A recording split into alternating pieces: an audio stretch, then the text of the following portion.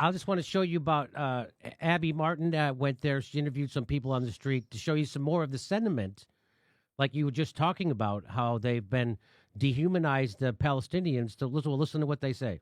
I think Israelis have to take over, and they have to kick them away. It will be much better.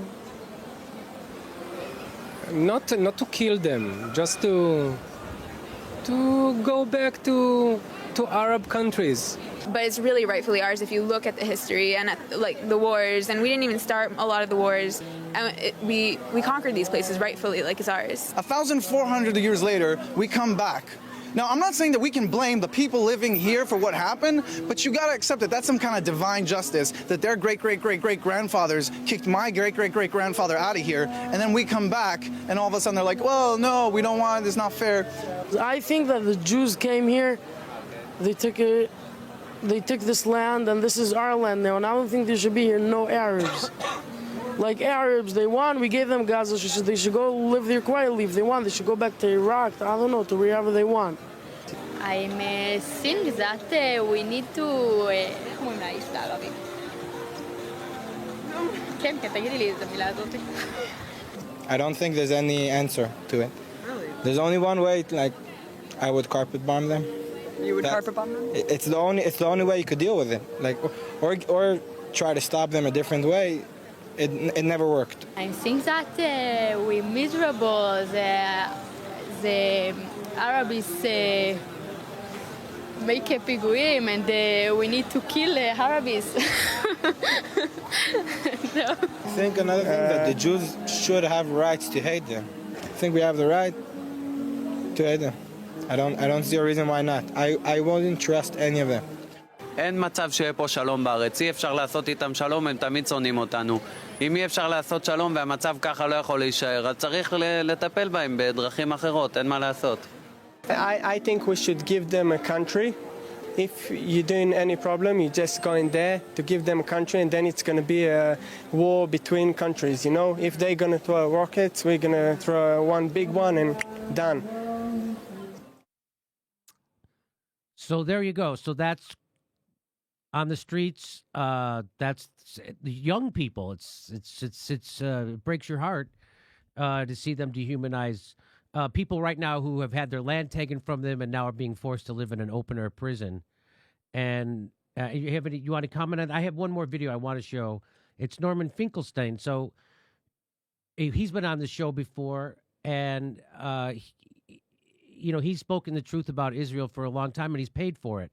He lost his tenure at a college because of shit Dershowitz did to him. But watch how he handles this. During your speech, you made a lot of references to Jewish people as well as certain people in your audience, not Jewish people in general, but certain people, especially in your audience, to Nazis. Now, that is extremely offensive when certain people are German. And they're also extremely offensive to people who've actually suffered under Nazi rule. I don't respect that anymore. I really don't. I don't like and I don't respect the crocodile tears the crocodile tears. No. I'm sorry, folks. Allow me to finish and allow me to finish. Listen, sir. Allow me to finish. Sir, I don't like to play before an audience the Holocaust card. But since now I feel compelled to. My late father was in Auschwitz. My late mother, please shut up.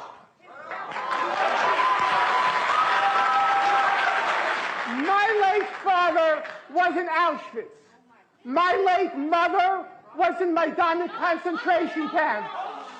Every single member of my family on my father's side, the Jews did not take arms against the Germans. My late father was in Auschwitz concentration camp. My late mother was in Majdanek concentration camp.